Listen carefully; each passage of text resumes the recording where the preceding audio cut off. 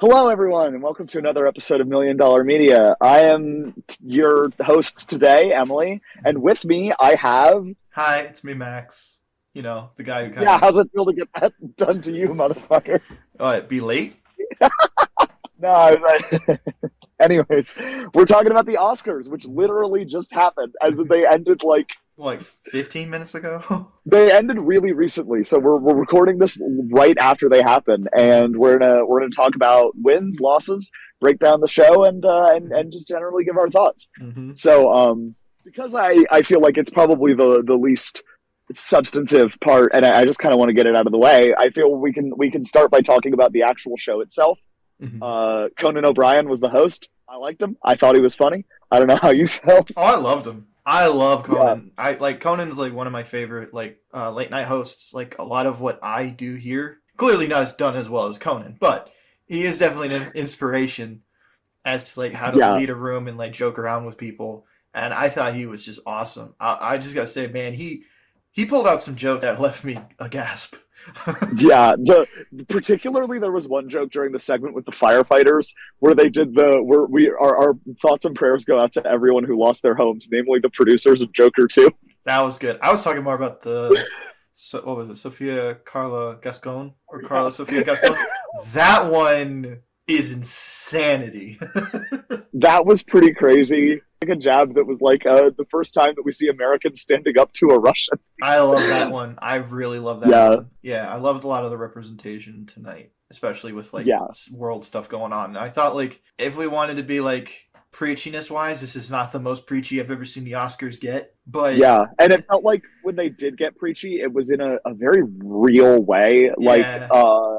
The I don't remember the exact name of it, which I feel really bad about, but the documentary that won, it was like two different worlds or another world or something like that. Yeah, it was the I think it was like a short documentary or documentary film directed by a Palestinian person and Yes. a Israeli person, which that in itself is Uh-huh.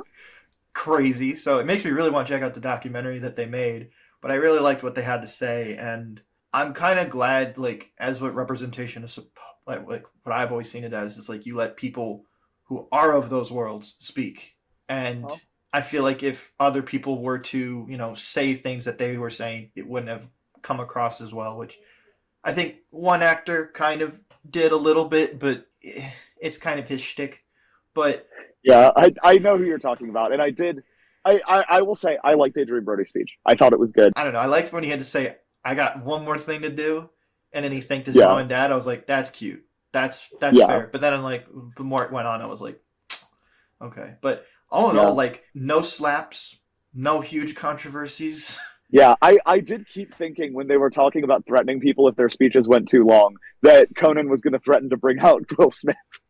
I was so ready for that to be the No, punchline. I love that he went with John Lithgow though. That was a really funny Uh, like on. I mean, it wasn't really an ongoing bit because no one really ever went over time. I think one like sound designer didn't get to speak, which was kind of a little sad because like yeah, it was that like was three of them. unfortunate. But yeah, I thought that this was like the best well-run tight ship that I've seen the Oscars do in a long time, and it was funny. It was poignant. Everybody got what they wanted to say. It was a really great tribute to everything going on in LA at the moment, Definitely. and especially with like bringing out the firefighters and everybody giving them a standing ovation. I thought that was really sweet. And yeah, Yeah, like for a night that's like a bunch of ego stroking, it felt open to the people watching at home and to see like what's really going on. Especially, I think yeah, also the fact that like unlike most Oscars, this one has, as you said in one of in I think your review for the Brutalist, like there was a lot of like new like first time people here. So there was a lot of hmm people who actually wanted to win something, and it wasn't just like a I'm collecting trophies. And towards the end of the night, it became very clear to me that the winner of Best Picture was either going to be Honora or The Brutalist, right? Like it Oh was going yeah, to be yeah. one of the two. It was so clear by the end of the night. And what's incredible is that I can't remember the last time that the Oscars was a competition between two independent films. That is Like cool. that's That's fucking awesome. crazy. Mm-hmm. Mm-hmm. And more to the point, Sean Baker, who took home a lot of deserved wins tonight, Oh, fucking definitely. wrote, directed, and edited Honora himself and won Oscars for all three of those things. On a $6 million budget. Yes. He is the first person in history to do that. That's insanity. I mean, like, we both have filmmaking, like, aspirations and pasts, and I've also had to do writing, directing, filming, all the hats. So to see someone like him, like, speak out to, like, everybody pretty much, just, like, all the people who watch these things. Like, honestly, like, most of the people who watch this are people who are wanting to get into this industry. It is a delusion of grandeur kind of thing of just, like, hey, one day, me. But, like, to see someone who did put in a lot of work and did a lot of things to make sure Nora got into theaters, specifically theaters. It's nice to see him get his flowers. Yeah. And, I mean, we can talk about the big winners from tonight. Oh, yeah. I mean, let's talk about Anora. Because Anora won very big, I would say. With wins in screenplay and acting and editing and fucking directing. It came out swinging exactly like it seemed like it was going to from all of the other award shows. And honestly, I mean, Anora was not my favorite of this year's Best Picture nominees, but I'm still happy for it. Me too. Like, for me, it was on a lot of levels. One, for Sean Baker, it was really cool getting to see him, like, get his flowers. Two, it's really cool seeing a movie like this, like, about sex workers that's, you know, actually given, like, its praise, and, like, you know, it's not, like, the film was never, like, making fun of sex workers or anything like that, or how should I say, like, shining a light onto that, I don't want to say industry, but that community was really nice. And just on a personal thing, it was just really cool because that video that we did for Anora took a long time to get made just because of scheduling reasons. And especially with the person, Vanessa, was nice enough to do that review with me, to see, you know, people like her feel seen.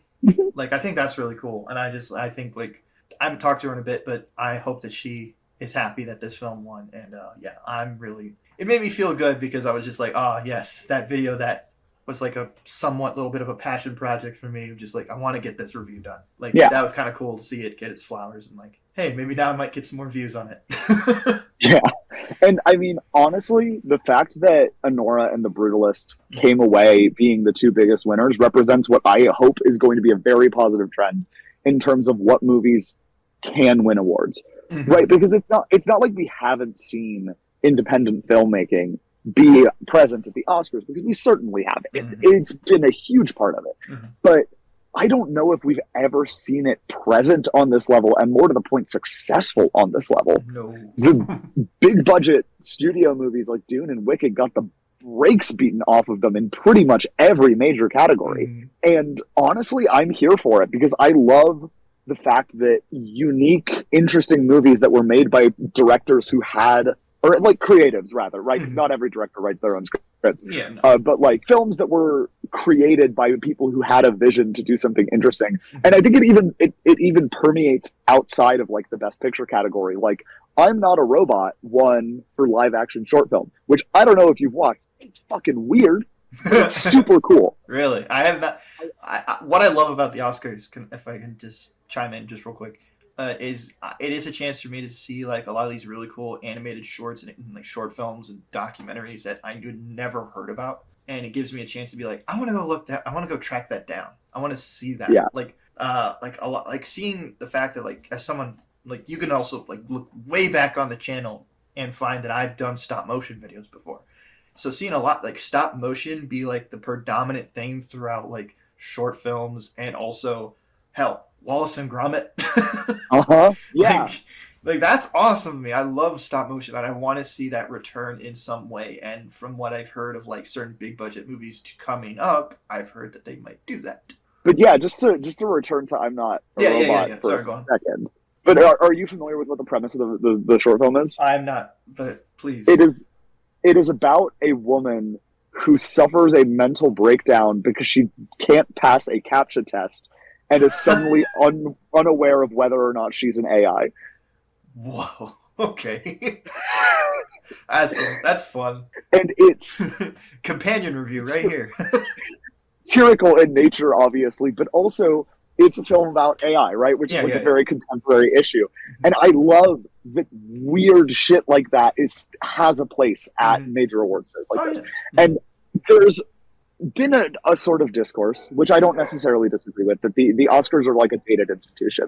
But I think this year's slate of movies demonstrates that there is not an unwillingness to change, because older Academy voters have always been shitty, right? Like I remember back when Get Out was happening and doing its for your consideration campaign, there were a bunch of Oscar voters who didn't fucking watch it because they were like, this is a horror movie, it's beneath us, right? And we had some of those naysayers this year of Academy voters who did not watch Dune because they did not care for the first Dune movie and were like, I'm just not going to watch the second one, which That's bullshit. whatever. It is bullshit. Look, I know we're celebrating indie film, but like, Dune is fucking awesome. Dune is rad as shit. Like, but that film, again, I said it in our top 10 video. That film brought together all sorts of people into loving film and sci-fi, and you can't just be like, sci-fi. Like, dude, if you love film, you gotta love it as a whole. Like, yeah, I don't want to get on my rant. You're hosting. No, I totally get you. But suffice it to say, I think that this year's slate of movies, including more independent films, more horror films, and stuff that captured the zeitgeist in ways like Dune and Wicked did, shows that the Academy is maybe not necessarily more in touch than they let on, but more willing to go outside of the traditional Oscar bait zone to find good ass movies.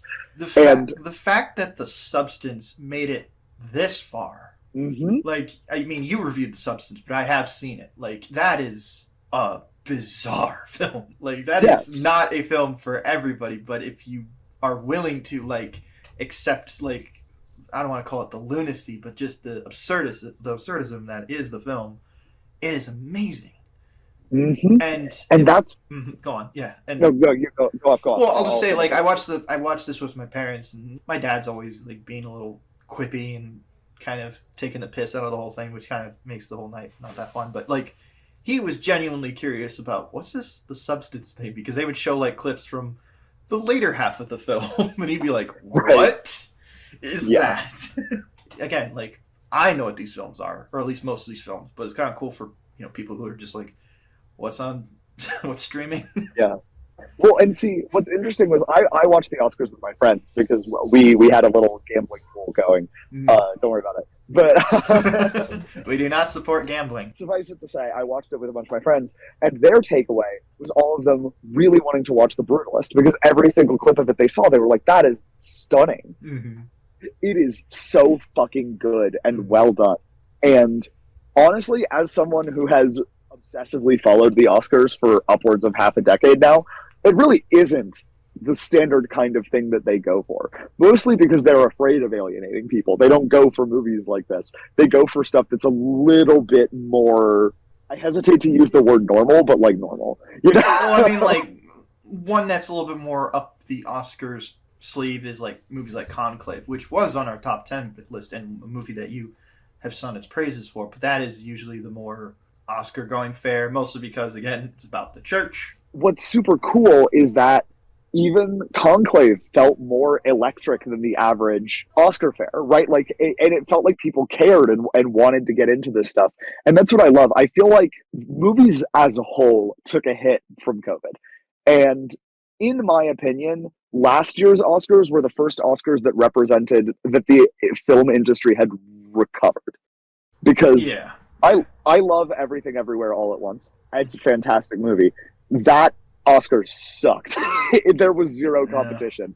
It was just it was the Everything Everywhere All at Once show because there just weren't enough movies that could really stand up to it. There were some good movies. Wasn't that also The Slap, or was that the year before? No, I think that was also the year of The Slap. Okay, never mind. I'll continue. But I feel like last year we got a really solid slate of movies with stuff like Past Lives, Anatomy of a Fall, Holdovers, and The Zone of Interest. There was a lot of good stuff going on last year, and this just feels like an extension of what made last year's slate of movies good, but taken even more into the direction of, like, let's include some weird, interesting stuff in a way that's just...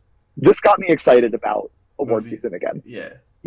No, I mean, like, this night definitely, like, felt more magical than, like, other Oscars I've seen before, which have felt more like company award meetings. Like, like who won Employee of the Month? Like, this actually felt like people worked really fucking hard for these rewards, and they deserved them. We haven't gotten to, like, the big names who won this night, but, like... You know what? let's move into that. Actually, I want to talk about the sort of big winners. Obviously, we've talked a little bit about Honora and The Brutalist, Mm-hmm. but also each of them brought home big acting awards, which I feel like are Mm-hmm. worth talking about. Oh yeah. Let's start with Mikey Madison. Admittedly, and we do have documented proof on our socials and on this channel that we did not expect her to win, but I'm glad that she did, just because it's nice to see like an actress like her take a risk in being a sex worker as her up and coming like getting my name out there film leading role, and her getting Mm-hmm. praise for it. That's Yeah. something special. Like, especially like, I mean, the Oscars haven't really always been quote unquote like conservative in their beliefs too much. But in just the state we are now in the world, like just the very like we're getting more conservative. Like, it's kind of cool to be like, yeah, no, stripper. Yep. And Which I think is it's fucking especially awesome. yeah, and it's especially awesome to see them recognizing young talent more because I mean, like Mhm. something that I always thought was so cool was like, and again, this will potentially age me a little bit to our younger viewers, but like I was the fucking pits when Saoirse Ronan's career was like starting, Mhm. um, and seeing her come up was so electric because she was such a fucking good actress, Mhm. right? And she still is. I fucking love Saoirse Ronan, and getting to see her in like Lady Bird and other sort of earlier films like Brooklyn, and seeing that progress into a career was awesome. And I'm so excited to see something similar happen with Mikey Mhm. Madison. I love watching young talent, but especially younger actresses who realistically with the state of Hollywood, it is Mhm. harder for younger women to get opportunities outside of Oh yeah. roles that are not great. Yeah. And at 25 fucking years old, Mikey Madison has an Oscar. Yeah. Yeah. That's that's awesome. I mean, I have a lot of friends who are actors and actresses, and the fact that like she's getting praise, and I mean she won. That's awesome. Like, I think that like that is so inspiring to so many people out there who want to act and do this stuff. And I don't know. That's Mm-hmm. why I think that, like, going back to it being more of a magical night, that like someone like her won. And Mm-hmm. not to say like, and I'm because I kind of got into a little bit of like a little bit of a spat with like when they cut to a Demi Moore. Like, my dad made a comment, like, "Oh, she's probably pissed." I'm like, no. No. Like, the whole point of the movie that she was in was kind of about this. Yeah. Of specifically avoiding like comparing yourself to other people and especially Yeah. younger people. The fact that she was even nominated for that film is awesome. I'm not that's not saying any going against her performance. I'm just talking about the nature of the film itself, and the fact that she Mm-hmm. put in such a great performance, and how weird it is. Like, again, Mm-hmm. having to explain the substance to my parents was like really fun, because I was like, how the hell do I even begin? So yeah, on that note, Mhm. talk about the other sort of lead actor winner, Adrian Brody. I Um, mean, it wasn't my choice, but I'm okay with it. he was my choice. I Yeah. think he 110% deserved that win. Mhm. He left nothing on the table with The Brutalist. He went similar to Mikey Madison. It felt like he just was like doing everything in that movie. It Mhm. was such an emotionally bare and difficult and just haunting performance that honestly I couldn't see a world where anyone else won. This was Mhm. so deserved in my view. As much as I loved Ray Fiennes in Conclave, I loved Timothy Chalamet in Complete Unknown. I wish I could have seen Sing Sing, but it was not distributed in my area, nor was it distributed in most people's areas, which is Mhm. probably the reason that it didn't win, because I think Coleman Domingo would have won if there was a better marketing push, but whatever. Yeah, I think Uh, I was hoping he would win. I didn't see the film, but I was like, I know this actor brought it. so that was a failure on A24's part to get the movie out to people to watch. Hmm. Yeah. But suffice it to say, Brody was not a bad pick at all. And honestly, I really liked his speech. I think he's a very charismatic guy. Hmm. I understand why he kind of got into the emotional space that he did, being a Jewish person in America and winning an Oscar not once but twice for playing a Holocaust survivor. Definitely going to bring up weird feelings. I fully get it. Actually, That I didn't know that he played a Holocaust survivor in the film. I knew that he was immigrant, but I didn't know if he was a Holocaust survivor. That adds an element to the film, to that speech. I didn't think about. Yeah. yes, and he won an award for the pianist, in which he also yeah. But yeah, suffice it to say, I think Brody's speech was very moving, bit long, but Yeah. it was. He cares so much, and it very much shows through. And I just have to respect that. Like he brought so much to the table, and it clearly meant that role clearly meant a lot to him. Mhm. And so seeing him win for it was just very satisfying to me. Yeah, I have no real opinion. I didn't see the film. I know Adrian Brody brings it whenever he's on screen. But can I bring up one category that I'm kind of a little upset that didn't win anything, or the one I didn't win? I understand that Flow probably was the film that should have won, like best animated film. I haven't seen it.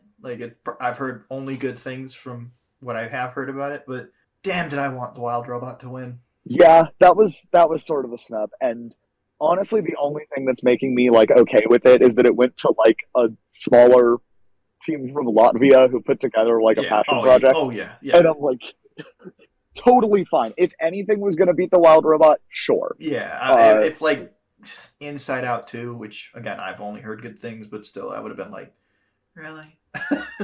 But no, that would have been more frustrating. But I'm happy for the team behind Flow. I really am. Me too. Like also the fact that like Latvia won something, that's pretty cool. But no, yeah, and also big snub that I know you like the soundtrack for The Brutalist. I'm telling you, I listened to the soundtrack to The Wild Robot once a week at least. Like that's completely valid. Like there has not been a soundtrack to a film that has emotionally like controlled me like The Wild Robot. Like literally any time I hear certain notes or certain songs or certain melodies from that soundtrack, it gets me in an emotional state of just like I have to like catch myself from choking up. I'm like, why? Like I know what part of the film this is. That soundtrack needs to be studied. Like it is so damn good. And I mean, I haven't seen The Brutalist, so I can't really comment on like how I think of the soundtrack from that film, but I just wanted again just defend why I have Wild Robot as best soundtrack. No, and I think it's completely reasonable, honestly. I think the Brutalist soundtrack is brilliant. I will stand by that. It is a gorgeously composed score. And it's the kind of brassy, sweeping musical sound that I would want from a 3.5-hour movie about architecture. Touche. I didn't feel like there were any particularly huge snubs. I was a little disappointed to see Nosferatu walk home empty-handed, but I also kind of expected that. Yeah, I kind of did too. I was like, that film is too... I like it. I haven't seen the whole thing, only because of just like time, but I think maybe it should have won for practical effect. I don't know. The Substance still had some good stuff too. But yeah. I do have one more like little... I kind of don't agree with it winning this, but visual effects going to Dune Part 2. I understand why, but I also think like films like Kingdom of the Planet of the Apes has stuff that like just tricks me into believing that it's real, and it's done, and like the technology on display there is more impressive than anything I saw in Dune. Now, again, and the thing about Dune is like, yes, the visual effects do enhance the story, and it's a very visual effects heavy film, but like Kingdom of the Planet of the Apes is solely reliant on its visual effects having to work. Like, if the visual effects in that movie sucked, the whole film is ruined. Weirdly also monkey related, but I do feel like Better Man was in a similar category of like, this is a movie whose crux relies on its CGI. Mm-hmm. So I was a little surprised it didn't get a little bit more hype, but... I never thought that film would have won. Like, I get it, but I'm also like, I mean, the visual effects are fine in that. Yeah. Again, Kingdom of the Planet of the Apes like tricks you into thinking like, oh wait, yeah, I gotta remember like this isn't real. Like all this is fake. Like, and I guess another thing that it has over Dune, water simulation like that looks so damn real interacting with monkey hair. Yeah. Whereas like, where's the water in Dune? Just saying. Well. Just saying. I'm just saying. I also got to say, Alien Romulus did some really cool fucky shit with practical effects in a way that I kind of wish had been recognized more, but that's neither here. Yeah, I agree with that. I was like, I mean, the visual effects in the movie are fine, but like, I remember that film more for like, yeah, as you said, the practical effects. Yeah. Ultimately, Dune did do some really impressive things with rendering at scale. Yeah. It did do a lot of impressive things in terms of its VFX, so I'm not too mad, but I can definitely see why that as a snub I for don't know. sure.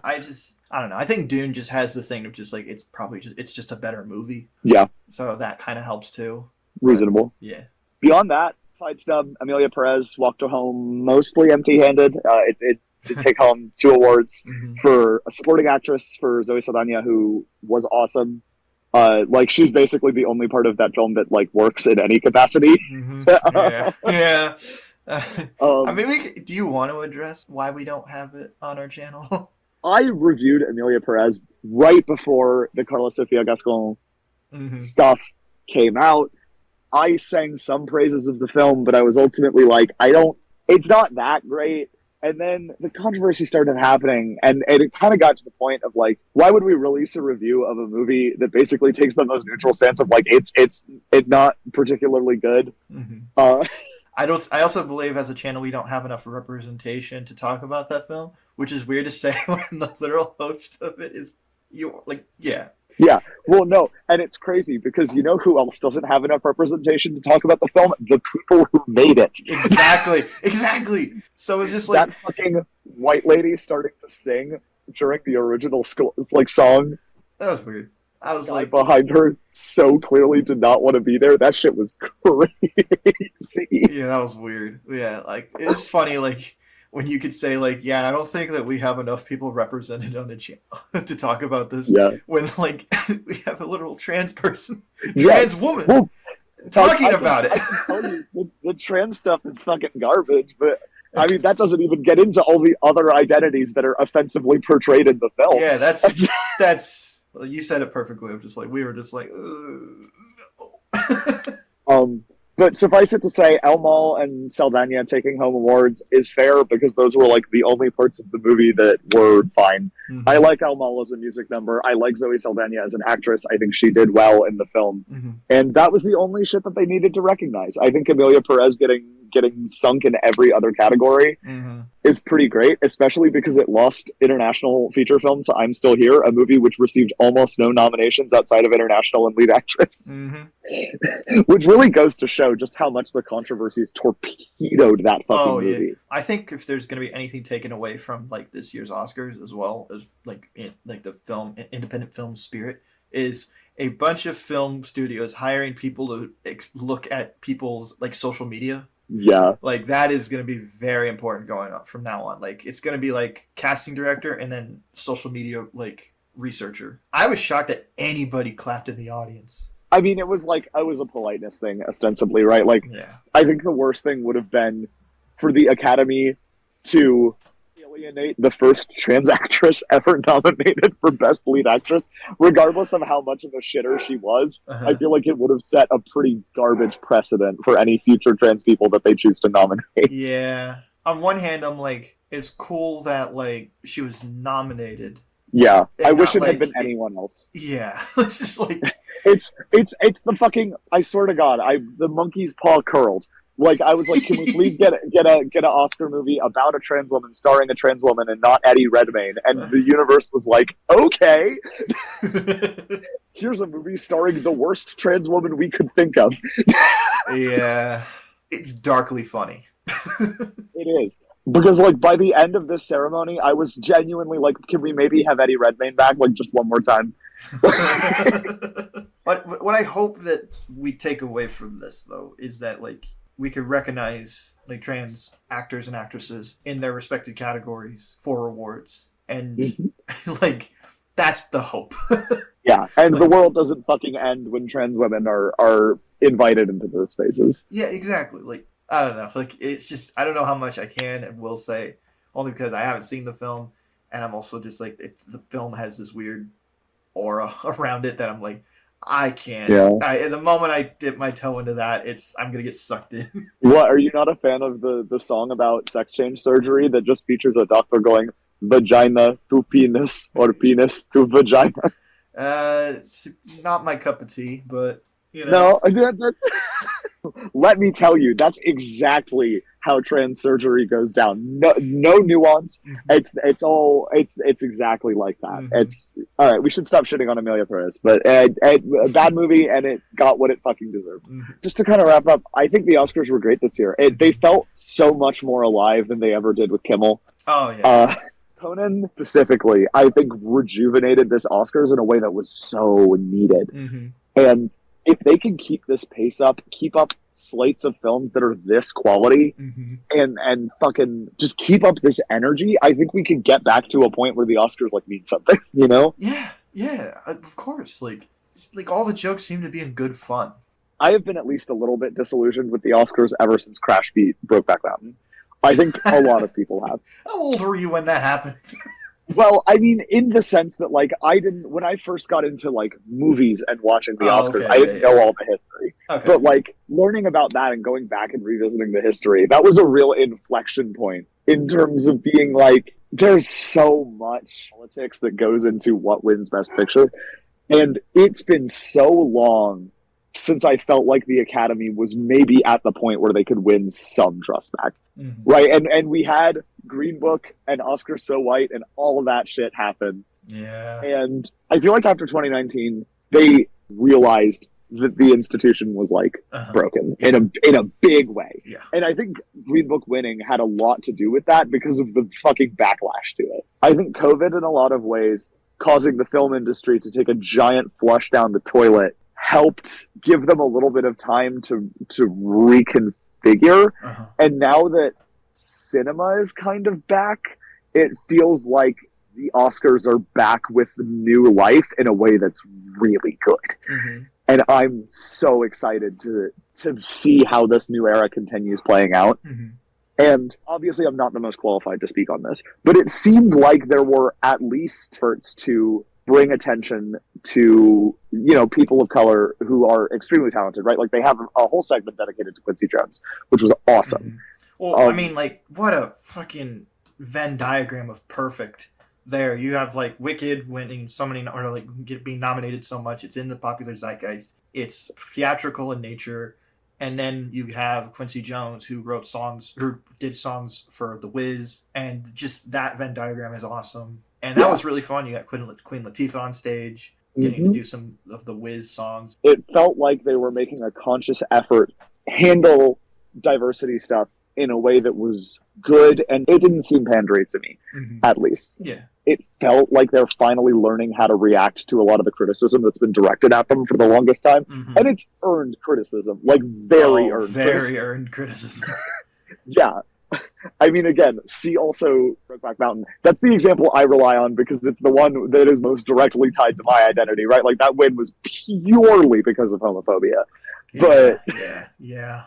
But what was your final thought? I think I know what this is about, but like for me, like I didn't know if I was ever going to do a video about it because I didn't know if people were going to find it interesting or not. But for me, the fact that they gave like Bond for some reason a like really big like moment this year. I understand like in like the pop culture, like what's going on right now is like it's a pretty big freaking deal that like the Broccoli family sold creative rights over to Amazon MGM for the James Bond character. Like to me, that is insane. Like for longer than I've been alive, 3 times in my lifetime, James Bond has been like has had the creative reins held by the Broccoli family and has been this staple of pop culture and this character that has stood the test of time and will probably still stand the test of time after I'm dead. And to see like the Oscars give like this franchise, like the franchise itself, its due, like no matter what company and like corporation takes over this franchise, the effort that they put into making this character so special and why those movies like mean so much to film, cinema, anything you can think of, like James Bond has like been the thing throughout years and like so many generations of people. Like the fact that you could say like this Bond is my Bond because I grew up in this era, like that's crazy to me. And to see them kind of like give like Bond and the franchise their flowers and like show like no, movies are like this is what movies are about. Like they'll never do this for like the Marvel stuff, especially now. But like Bond is so like I know it was based off books, but that's so intrinsic to like how film is, and then getting these various different pop stars to do renditions of very famous Bond openings was really cool. Like hell, they've got a K-pop artist Lisa to appear Me and do too. that was I was awesome. seeing Lisa. I really like her. So I was like, that's cool that they got her to show up. I was like, hey, this is awesome, and like Margaret Qualley getting to be the Bond girl on stage, that was fun. Yeah. And I was like, damn, she'd make a really good Bond girl if they ever do it. I mean, Doja Cat doing a pretty good rendition of Diamonds Are Forever. Wasn't a big fan of Yeah. the Skyfall rendition, but different artist. Yeah. By the end of that whole thing, I was so expected them to be like, and your new James Bond. Mm-hmm. Your new Bond is whoever it happens. I will cover whoever they get to do Bond one day. But for now, I kind of like that they're giving the Broccoli's, the family, their flowers too. Yeah. No, it was super cool. And I mean, again, I honestly think that even the Bond stuff felt like it was contributing to the sort of widening aperture feel that we got here of like what the Oscars are willing to acknowledge. Because like if you had asked me 6 years ago, I would have been like, the Oscars don't give a shit about James Bond, right? Like those are completely separate entities. But seeing the way that they handle it here, oh, so fucking good. And man, I gotta give a brief. I want to talk about this briefly, and then we can sort of wrap up the episode. But the In Memoriam hit fucking hard this year. I don't think David Lynch's death had really like clicked for me. Yeah. Right. Like I consciously knew about it, but seeing him on that screen made it so much more real in a way that was like hard. You know, like David Lynch was such a presence, and it's weird to think about him not being around. I don't know. It was just weird. It was like sad. No, that one got me too, especially when like Doom 2 is being nominated, and like he was the guy who was like the first big attempt to do that on screen. But I mean, besides that, but like other films of his, just like I mean, I haven't seen a lot of David Lynch's stuff, but like I felt his effect on film in various other parts of things that I have liked. And just in my social circle, I've had a lot of friends who've like love David Lynch, and yeah, that hurt. And I guess another thing that really hurt for me was seeing James Earl Jones.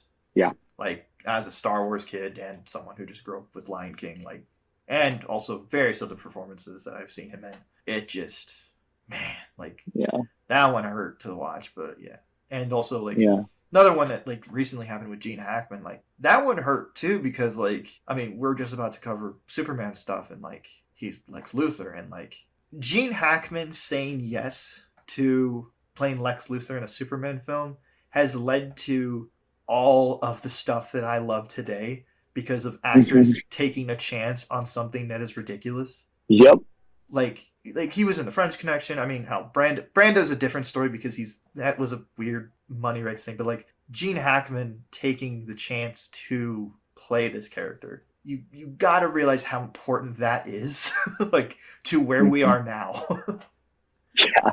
And I don't know, that kind of like got to me, and I was just like, man, like Lex Luthor's gone, and like it's gonna really. I mean, we'll cover those later this year, but yeah, that one hit hard. I don't know why. I didn't really watch a lot of his films.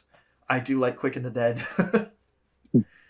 But no, I mean, ultimately, you know, we kind of got our thoughts out there. I think this is a really strong year. And I'm excited to see what cinema has in store for us this year. I mean, we have a lot of good franchise pictures coming up with James Gunn's Superman, and you know, the end of Mission Impossible, which is fucking crazy, and all this stuff. You and I are going to be covering those, so look forward to that. That's like the Mission Impossible stuff's going to be fun. But I'm also just like really excited for all the the non-franchise stuff that hasn't, you know, not a trailer has been out yet. Like I'm excited for stuff that's coming out later this year, and like the thing that just curveballs its way into my top 10. Yeah, you know? I'm excited for.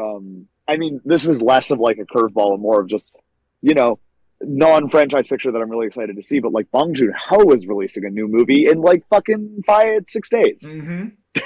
That's gonna be awesome. And I mean, you and I will be doing a review for The Monkey. Yes, The Monkey is fucking cuckoo bananas batshit. You can look forward to a review of that. Where there is so much to look forward to with movies this year, and I'm gonna savor every fucking bit of it. I'm so excited. But like, I'm excited. There are already a couple of weird movies that I have my eye on this year. Like Death of a Unicorn looks really fun. Yeah, that looks fun. There's this To, movie called Friendship that I want to go check out. That's the yeah, guy who yes, I fucking love Tim Robinson. yeah. I am the biggest Tim Robinson fan. He is an unhinged man, rivaled maybe only by like Nathan Fielder. Okay. Uh, Deeply unwell in the best way possible when it comes to his comedy. I am so excited because this movie just looks like a feature length I think you should leave sketch. I'm excited. Yeah. Yeah. But like A24 is putting out weird shit. Everyone's putting out weird shit. Mm-hmm. I'm hoping other directors that I like are like, we're doing a movie this year.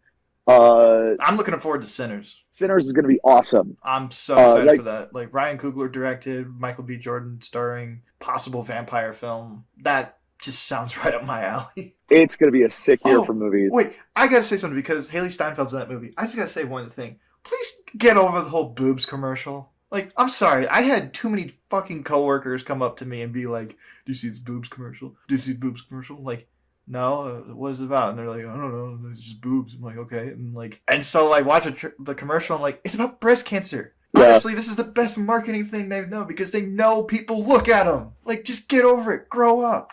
I like boobs. No. I want to see more, so keep them healthy.